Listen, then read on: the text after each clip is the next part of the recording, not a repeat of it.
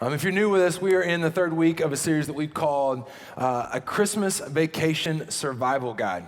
And the hope is that we can try to remedy what happens for most of us when it comes to Christmas, that we spend weeks and weeks and weeks looking forward to Christmas, the greatest time of year, the most wonderful time of year. And then by about December 27th or 28th comes along, and if people are at your house, you're kicking them out of your house. Or if you traveled for Christmas, you're saying, when do we get to go home?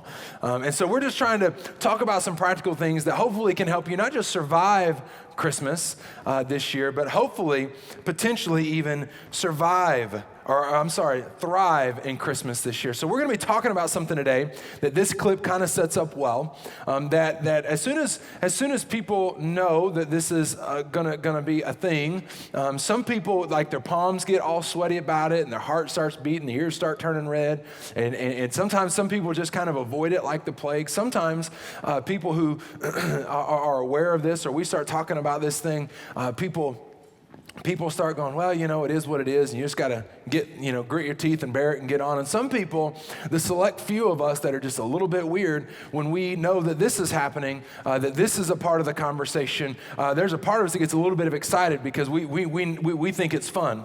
And you're probably wondering, wow, one thing can cause so many reactions and responses, and it can, because we're talking about conflict. Anybody, just out of curiosity, does anybody have any relationship in your family with some conflict?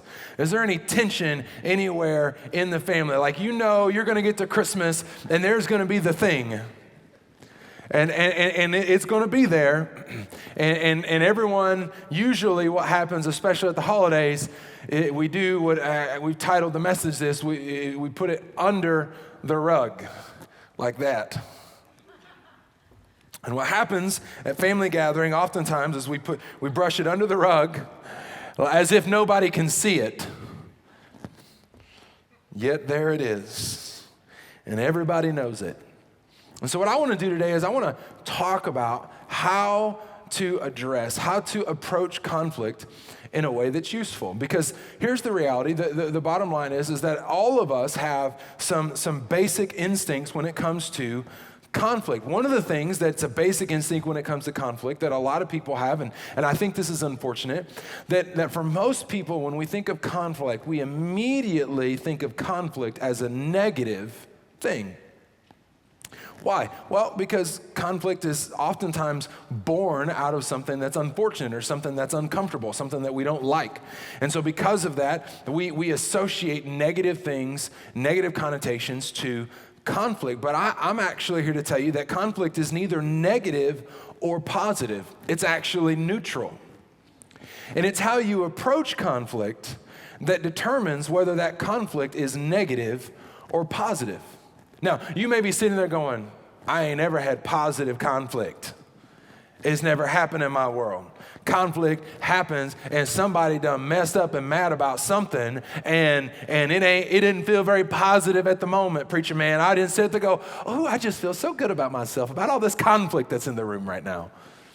Right? But I would offer this. If you have ever been in conflict and then got to the other side of conflict, and you loved the person more, or you felt closer to the person that you were in conflict with, then you have experienced the positive side of conflict. That conflict actually serves as this neutral thing. It is unbiased. It doesn't lean negative or positive, but it just serves as this thing that exists, that is a part of the byproduct of imperfect people living in an imperfect world, trying to get along with other imperfect people. And so because of that, conflict is inevitable. Conflict is a part of life. You don't have to work very hard or look very far to find conflict in your relationships. But the problem is that we oftentimes approach conflict from ways that are not useful. All right, and so what I want to do today is I want to take a little bit of time to kind of talk about the different ways that we approach conflict, and then I'm going to jump into God's Word, and God is going to teach us very, very practically how we can address conflict, how we can approach conflict in a way that's helpful. All right, so the first way that we typically address conflict is we some of us address conflict from a passive approach or a passive perspective. Now, let me ask this question: how many of you are passive when it comes to conflict? Yeah, those people don't usually, wow, several of you actually did. Those people don't normally raise their hands in a question like that in a group setting. Most of the time when a question like that is asked in a group setting, they normally cross their arms and go, I'm not going to raise my hand, that's a little too much. But I will just, that's me, right? Passive people, the passive approach to conflict, I call them peacekeepers. Okay? I call them peacekeepers because oftentimes what they try to do is just try to keep the peace. The thing that's good about a peacekeeper when it comes to conflict is that they are very concerned and very aware about the emotions and the heart of other people involved. So if the conflict is between them and someone else, or if they're kind of mediating a conflict between two other people, then they're motivated oftentimes by the heart and by the emotion, by the relationship that exists between two people. And so what they try to do is they try to keep the peace, right? But here's what happens. When peacekeepers walk into conflict, peacekeeping works so long as there is peace because you're trying to keep peace. But when conflict gets launched into a relationship like a massive boulder into a calm pond, the ripples are already rippling and the waves are already crashing, and it doesn't do you any good to try to keep peace when conflict is already there. So what peacekeepers do is they do this. They lift up the rug and they brush. What conflict? Conflict? Where? I don't see any conflict. We don't have conflict in this family. There's no conflict in this relationship. We need to keep the peace. Everybody needs to be happy. Let's not worry about it. Let's just brush it under the rug. And the problem with doing that is that it's pointless. It's absolutely pointless. Right? And here's what happens. We peacekeepers, if you're a follower of Jesus, which by the way, what we're going to be talking about today, man, you don't have to be a follower of Jesus for this to work. And we're talking about it in the context of families, but it works in any place where you have a relationship. Okay? But if you're a follower of Jesus, if you're a Christian, then oftentimes what happens is you'll look at a verse like this in Romans chapter 12 and verse 18 when God tells us, if it is possible, as much as depends on you, live peaceably with all men. And so for the peacekeeper, their mindset is conflict. We got to keep peace. No conflict. Here's what I'll do. I will lift up the rug and I'll brush it. There's no conflict. And the problem, it's pointless. Why? Because everybody knows conflict is there. It's like what that is. What? This? Nothing. Don't worry about it. No, that's something. You ever walked into maybe you're not looking forward to part of Christmas because you know that as soon as you walk in the door, there it is. The conflict has beat you there. So you ever walked into an environment or a conversation or a room or a house or wherever, and the conflict was so thick, you're like, feels kind of stuffy up in here. Like you could cut it with a knife. Right? That's what happens. So when peacekeepers address conflict, they just try to brush it under the rug, try to ignore it, but the problem is that it's just pointless. It's pointless because in their effort to resolve the conflict by brushing it under the rug, it solves nothing. The second approach to conflict is passive-aggressive. Any passive-aggressive people in the room? Some of you are willing to admit that. Most of the time in a question like that, in a room like this, you ask someone if they're passive-aggressive, they go, no, but you are. I love you. They got all kinds of problems, you know what I'm talking about? Right? So passive-aggressive, right? And so someone who's passive-aggressive, someone who approaches conflict from passive-aggressive, I call them a peace faker. Because they will often say that they're good. Like if you ask them directly, are you okay? I'm fine. You're an idiot, but I'm good. Right? And so they'll fake that they want peace, but what they really want is vengeance. But they oftentimes aren't willing to just address it head on. So instead, what they do is they do what I call 1,000 cuts. They don't kill a relationship by just directing all of their frustration and their anger and their vengeance at the person. Instead, it's just death by 1,000 cuts. And then as one snarky comment and one snide comment and one little thing here and one passive-aggressive remark there. And what happens is that oftentimes it's totally unseen, it's totally unrecognized that these little comments are being made and that they're making little cuts in the relationship and making cuts in the other person. But lo and behold, they are, and again and again and again and again and again and again and again and again and again. And before you know it, the relationship is just dead. It's been bled dry as a result of 1,000 cuts. And the problem with this approach, even though that there is a goodness there, that there's at least a willingness to not ignore the conflict, at least that they're aware enough and willing enough to identify and use words about it, the way that they use words is just fruitless. Nothing beneficial ever comes from passive-aggressive comments. Passive-aggressive comments are comments that are made when I'm bold enough to say it quietly under my breath, but I'm not courageous enough to have the conversation directly with you. All right? And so that's the second way to approaching conflict. The third approach to conflict is me. All right? So I'm going to have some fun at my own expense this morning. I'm equal opportunity. And the third way of approaching conflict is what, I don't call it this, but somebody called it this for me, aggressive. Right? And so people who are like me, any aggressive people when it comes to conflict, yeah, see, we got no issues raising our hand. Like, that's me. I'm the one. Right? When we see conflict, it's like, man, it's like a bloodhound. It's like, attack. And we just go all in. We see conflict and we just come swinging in with a 2-ton wrecking ball into an environment of frail, fragile Lego buildings, and we just demolish.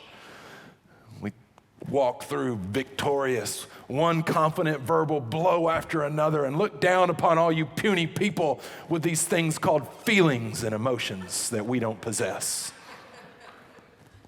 Yeah. Yep. And what happens is we think that we're solving a problem by bringing our confidence to the table, but we're actually, instead of destroying conflict and problems, we're actually destroying hearts. Because of that, I call us peace wreckers. And for most people who approach conflict from an aggressive standpoint, our mindset is often being right. And in all of our effort in being right, in proving how right we are, we might end up being right in the moment, but we get it wrong in the relationship. And so, this particular approach, I have found from personal experience to be careless. It's totally unwilling to acknowledge other people's approach. We oftentimes think that the peacekeeper and the peace faker, the passive and the passive aggressive, we see them as weak. It's not that they're weak. They just approach things and process things differently. And when we carelessly just bring our wrecking ball of truth and passion and conviction and boldness and rightness into the conflict, we just obliterate and destroy everything that's in the way. And the thing that gets destroyed is oftentimes the person and the relationship. So, by way of review, let's just put it all together, right? So one type of approach is a passive approach that ultimately is identified as a peacekeeper, and the problem is that it's pointless. Then there's the passive-aggressive approach. This is the peace faker, and their approach is fruitless. And then there's the aggressive-aggressive approach, the peace wrecker, and their approach is careless. And so when we think about relationships, when we think about people that we love, people that we care about, and the conflict that exists, right? If there's enough love and enough care for the relationship and for the person, then when we look at these approaches and sees that one is pointless, one is fruitless, and one is careless, it ultimately leaves us asking ourselves this question: is there a way to deal with conflict in a way that is useful? Now, the reality of it is that the majority of us are not great at conflict resolution. The majority of us fall into one of those three categories of either being a peacekeeper, a peace faker, or a peace wrecker. And if we care about the relationship, if we care about the people, then how can we address conflict? How can we deal with conflict in a way that's useful? And I believe that God gives us a glimpse into how to do this well in His Word. We're going to start in Matthew chapter 5, and then we're going to jump to Matthew chapter 7, and then we're going to be in Matthew chapter 18. So just get yourself ready. We're going to be in Matthew, though, so same area. All right? In Matthew chapter 5, verse 9, this is just half a verse, and this is what Jesus says. Jesus says, "Blessed are the peacemakers." Blessed are the peacemakers. It says, "For they will be blessed," right? And so here's the deal. So if being a peacekeeper and a peacefaker and a peace wrecker don't work, then what's the alternative? And Jesus is saying the alternative is to be a peacemaker. And somebody might ask, okay, well, great. How do I do that? How do I go about being a peacemaker? To which I would respond, if you want to be a peacemaker, then you got to make it. Look to your neighbor right now and tell him, you got to make it. You got to make it. This half of the room did great. This half is still sleeping. Wake up, class. All right, give you one more chance. Look to your neighbor and say, hey, you got to make it. You got to make it. If you want to be a peacemaker, then you got to make it. And I want to tell you how, because I believe that God tells us. The first thing that we've got to do, if we want to be a peacemaker, is we have to mind our heart. You got to mind your heart. And what I mean by that is you've got to mind your heart, your motives. You've got to mind your contribution to the conflict. Jesus speaks to this directly in Matthew chapter 7. He says this starting in verse 3. He says, "And why do you look at the speck in your brother's eye, but do not consider the plank or the 2x4 in your own eye?" He goes on to say, "Or how can you say to your brother, hey man, you got some sawdust in there. Why don't you come in here?" Huh? Don't worry about that. That's just a 2x4. I'll get that in a minute. But just come here. Let me get that sawdust out. He said, how can you look at the speck in your brother's eye and ignore the plank that's in your own eye? Then he uses a very strong word. The first word of the next verse is hypocrite. He's not pulling punches here. He's saying, you are an absolute hypocrite. First, remove the 2x4 from your own eye, and then you will have the opportunity to clearly remove the speck that's in your brother's eye. So for the people who are frustrated and feel like they've been wrong, listen, it's not that you're not going to have a chance to have the conversation or to tell them what's up, but the first thing you got to do, you got to mind your heart. You've got to ask God, what is my contribution? Or maybe you don't know about talking to God, then maybe you don't talk to God. Maybe you just look yourself in the mirror and say, hey, what is my contribution to this conflict?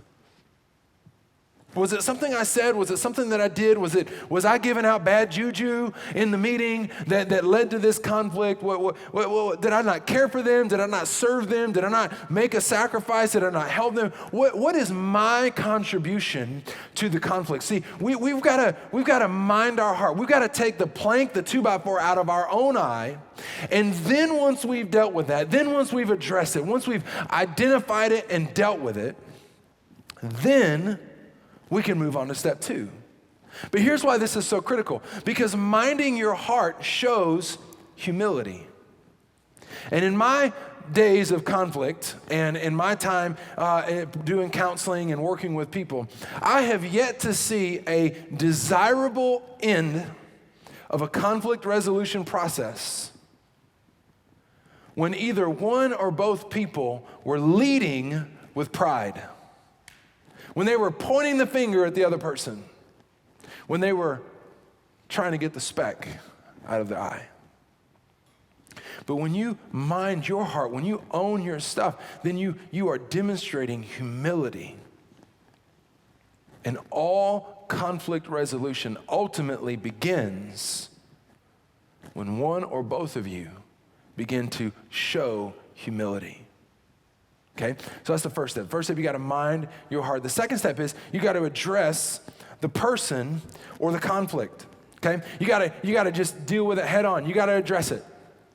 All right, Jesus talks about this. Before I read it, Matthew 18 is this interesting passage where Jesus is teaching the people who belong to the church how to work with or how to get along with somebody who is a fellow believer in Jesus or brother or sister in Christ is the language that Scripture uses. And he talks about how you deal with it. But this principle applies whether you're a Christian or not. It applies in the church or outside of the church or in your family, in your marriage, in your workplace, wherever. It works anywhere. But I want you to notice what Jesus says. He says this. He says, moreover, if your brother sins against you, go and tell him. And look how specific he is. Go and tell him his fault after you've posted it on Facebook, after you've told 4 other people about it, after you've had a sounding board conversation with 16 other people, and then once you've got all that together, now go have the conversation. No, that's not what it says. It says, go and tell him his fault between you and him, and what's that word? Alone. Man, can I tell you, there's a lot of positive things that social media has brought to the world. One of the negatives is that people have a tendency to deal with their conflict in public and indirectly. We subtweet, we say certain things, we don't tag them, we wouldn't do that because then they'd find out about it. What we really hope is that I'll write it and then they'll read it and then they'll stop for a second and go, is that about me? No, that's not about me, I'll keep going. That's what we hope, right? But that doesn't work. Or we go tell, our best friends about it. You won't believe what they said to me at work the other day. You're not gonna believe what my husband did. Right? And can I just tell you, for all the people who are church people, can I tell you that the church is one of the places where this happens the worst? I just got to go to my prayer group. And go to my prayer group. Hold on a second. Does anybody have any prayer requests? Yes, I do. Let me tell you what about my wife did to me this week. Man, she done did this and did that and all the other things. Didn't do any of the things I wanted to do. I'm all kinds of upset about it. They just pray about it. You pray for her. I love when I'm in prayer meetings because I normally go in and go, sounds like I need to pray for you. Right, so we gotta address the conflict. We gotta address the person. You gotta be willing to go through it, not around it. And you gotta be willing to be direct about it. Okay? None of this passive subtweeting or that kind of thing. You gotta have the conversation. You gotta have the conversation with the person. Because if you love them and if you care about the relationship, then you will care about it enough to let them know that the conflict exists. And what you are doing when you address the person, you address the conflict, you are developing trust. And trust then serves as the foundation that you stand on, that serves as the credibility that when you address the person, when you address the conflict, then you are telling them, listen, I love you and you know that I mean it because I didn't talk about you behind your back. I came to talk to you because I care about you and I care about this. And if you're unwilling to address the conflict and unwilling to address the person, then when you say, I love you, you say it without credibility. Because your actions have not modeled trust. But when you address the person, you address the conflict, it develops trust. The third thing that you got to do is you got to keep on talking. Now, for some people, this is going to come super easy because when conflict comes up, like me, I'm just like, bleh. Like, there it is, and you did that. The first few years of my marriage, this is what arguments, or I call them spirited conversations in my house look like, right? I am aggressive. My wife is passive. And so here's how that normally works. I'm like, put up your gloves and let's stinking go. And my wife's over there thinking, and it's like a verbal barrage. I'm just like, man, and I'm saying things, I'm like, oh, that was really good. Oh, that was really good. Oh, yeah, that one hurt. And I'm going, why won't you talk to me, woman? She goes, I'm just trying to think of something that would be helpful in this situation. Well, you're not saying anything, which is not helpful in this situation. Right? So for some of you, the idea of keep on talking, that sounds really simple. It sounds really obvious. For others of us, it's like, I'm kind of done talking. That's part of the problem, is the things that they keep saying. But here's the deal, we got to keep on talking. I want you to see why this is critical. And then I'm going to talk about what I mean when I say keep on talking. Jesus continues in this same verse 15. He says, and if he hears you, you have gained your brother. Okay, remember this context, the principle applies anywhere, right? So if you've addressed the conflict and you keep on talking about it, then you have the opportunity to gain your brother. You have an opportunity to win them back to a harmonious relationship. So how do we do this? Listen to me, let me teach you this. Don't keep talking with a finger pointed outwards. That kind of talking doesn't go anywhere. Instead, keep talking by asking questions. And I'm not talking about making a statement by asking a question. All my aggressive people know exactly how to do that. Did you really want me to do that, sweetheart? I'm saying it in the form of a question, but I'm making a statement. Right? That's what I'm talking about. There's this great quote that says, seek first to understand, then to be understood. You see, you got to keep talking about asking questions. You got to keep talking about saying, hey, so there's this conflict that exists. Do you recognize it? Okay, you do, great. Why is this here? What have I done? What did I do that stirred this up for you? What was my contribution? Can you help me see your side of things? When I said this, did this, when I acted this way, when I told them that, how did that affect you? Can you help me see what it looks like for you? And then once you feel like that that you're on the same page, right? And so you're going to ask questions, they're going to provide an answer, and then you're going to say, so what I hear you saying is this. When you do this, it's going to feel stupid, but it works. Because what that does is it allows you to make sure that you are hearing not just the stated message, but the implied message of what they're saying.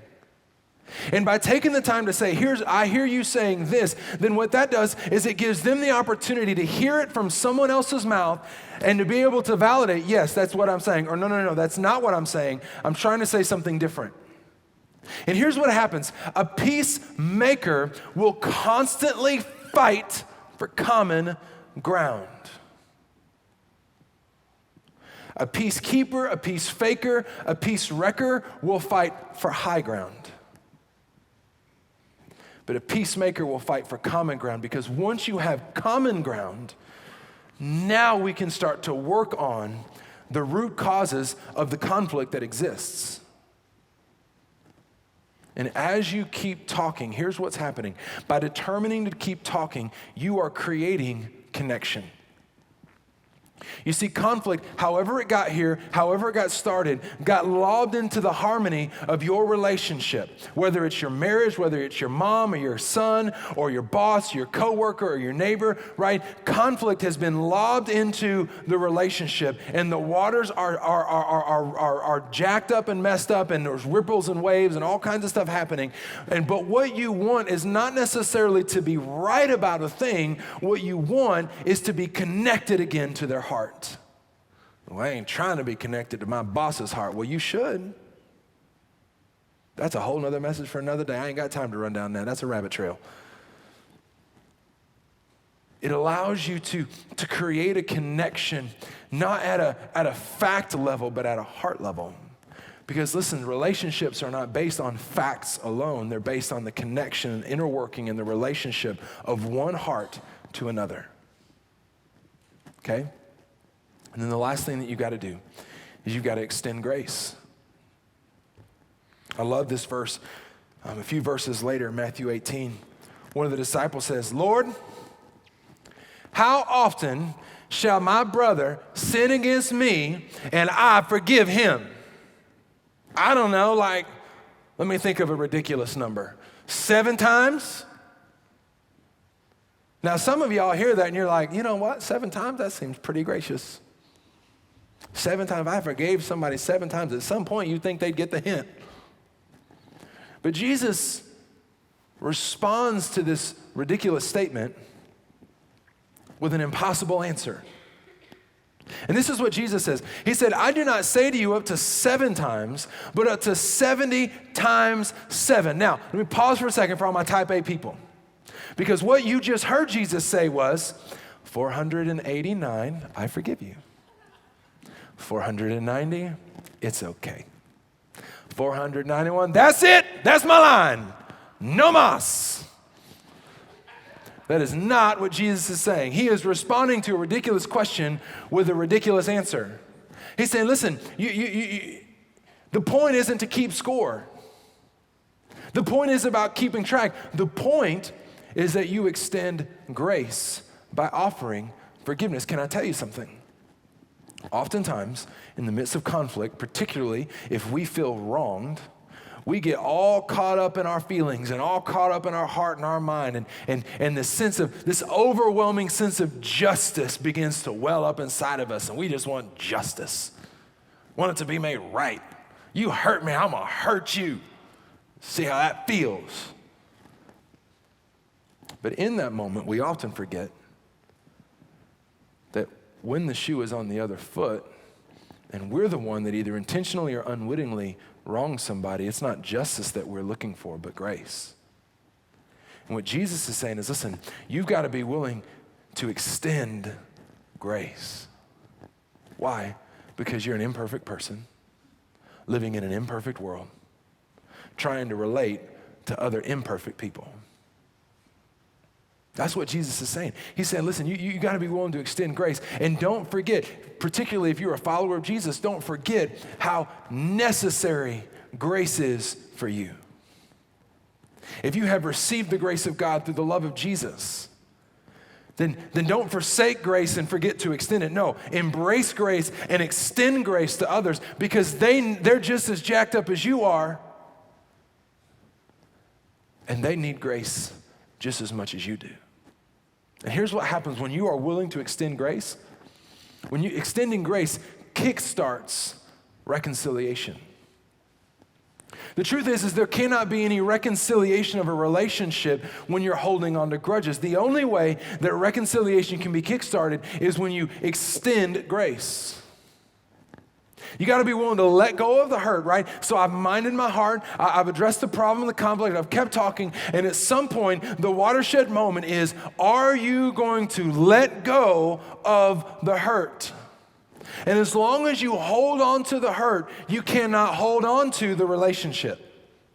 But when you are willing to let go of the hurt, let go of the grudge, and extend grace, you are now in a situation, a position where you can embrace the relationship again.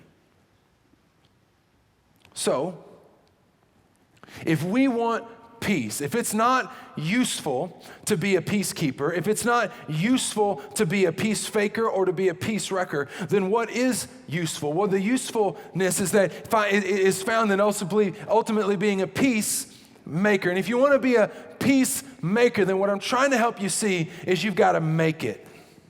You've got to mind your heart. You've got to address the person in the conflict. You've got to keep on talking. Give me my next slide, please. And you've got to extend grace. You've got to make it.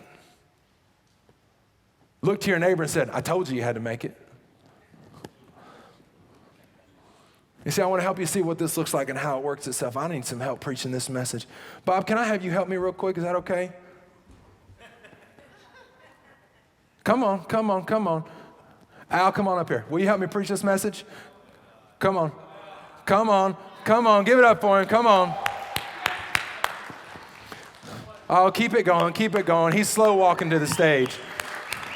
Sorry, we didn't have your entrance music queued up here. Al, you doing all right, man? Thanks for helping me preach this message, all right? It's going to make it helpful, okay? So here's the deal, all right?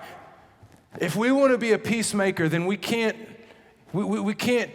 be a peacekeeper, because a peacekeeper says, I got issues with you, but I don't really want to address it, so I'm just going to brush it under the rug. And he sees the issue, but he doesn't know what it's about because I hadn't done the diligence of telling him about it. All right, that's what a peacekeeper does.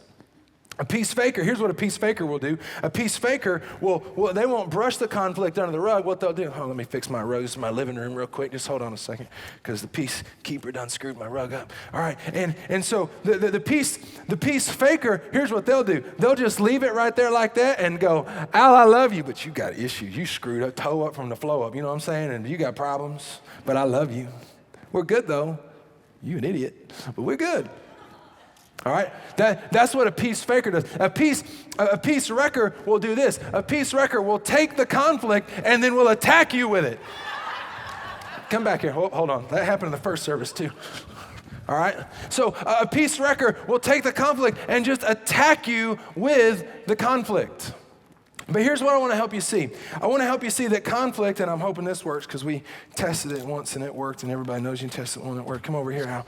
Right? And so here's what conflict does. Conflict, come here, turn and face me. Turn and face me. This way. Yeah, face me, right? All right? Here's what conflict does. Conflict looks awkward. And y'all can see it. I can see it. And here's what happens. It's going to get real fun here in just a second. All right? And so here's what happens. Conflict gets in the way of a relationship. Can I hug you? Can you hug me back? Come on, hug me back. Y'all seeing this over here? This don't work. That's my wife's filming it. Yeah, she is. What's going on? Yeah, we talked about subtweeting earlier. So here's the deal, right? So conflict gets in the way of relationship.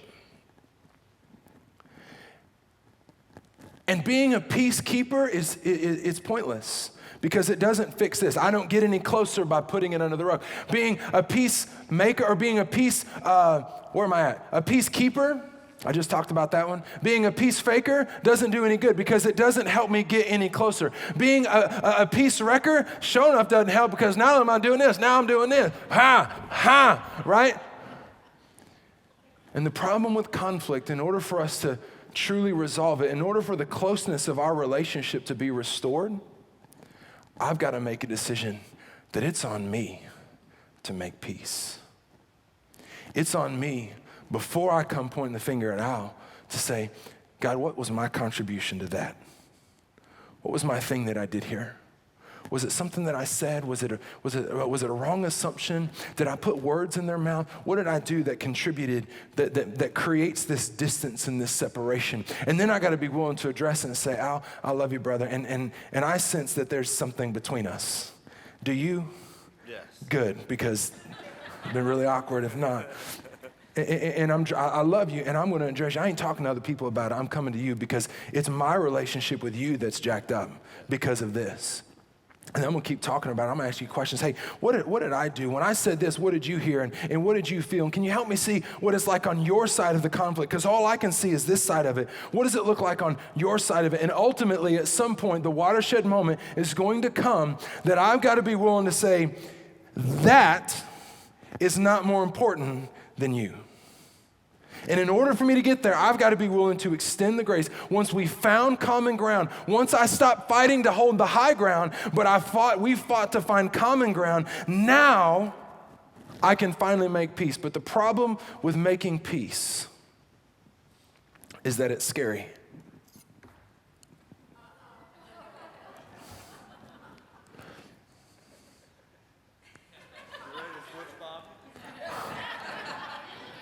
The problem with making peace is scary, and here's the reason why. In all probability, for you to make peace, you are going to have to take a risk. There is a certain amount of pain that's associated with making peace. But the decision to make peace is saying the pain and the awkwardness and the discomfort of all of the stuff that exists between us that prevents us from being close is more awkward and hurts more than the pain associated with making peace. And listen to me, conflict exists in all of our relationships.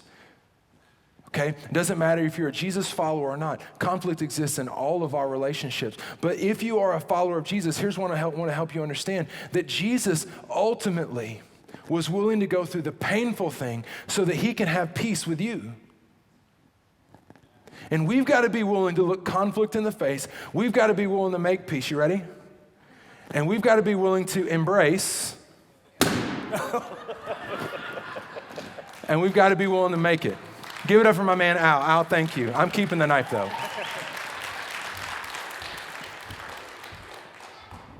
You see, once I have decided and once I've owned my responsibility to be a peacemaker, then the intimacy and the closeness and the connection can be restored. But until I choose to get there, all of the other approaches to dealing with conflict are useless. The only useful way that can restore closeness and intimacy and connection and relationship is when I choose to be a peacemaker. And if you want to be a peacemaker, then you've got to make it.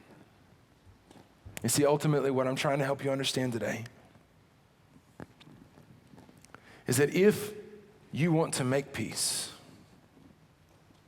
making peace with others is most possible when you are at peace with your Maker. We sang this song that talked about Jesus as the Prince of Peace.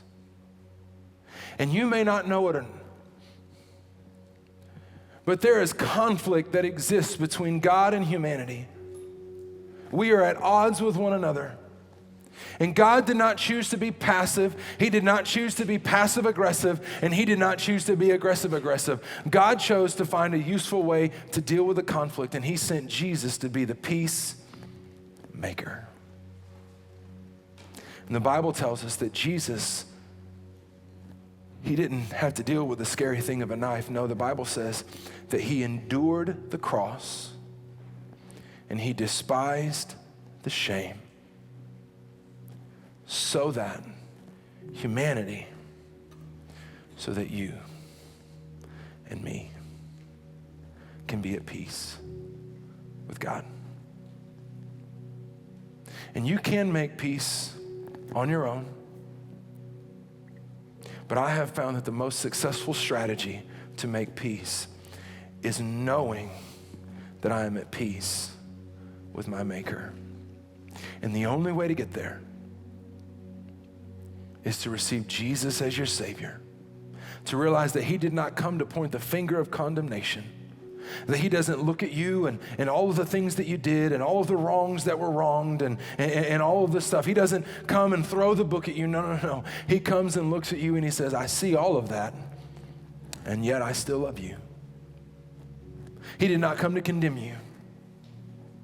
He came to forgive you so that you can have peace for the internal storm and the internal chaos and the internal confusion that is welling up in you and circling around you day by day by day. And Jesus came to bring a peace to that storm. And God's promise is not that it's all going to be sunshine, rainbows, and unicorns. No, God's promise is that when you walk through the fires of life, you will not be burned, because he will bring peace to your soul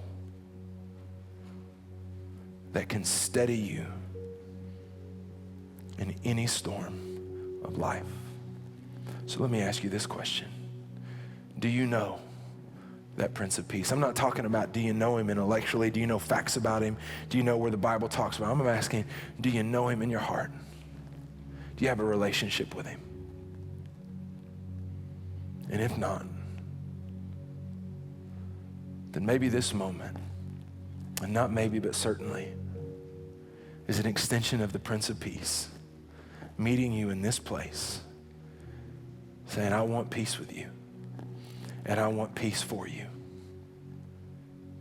Would you receive my grace?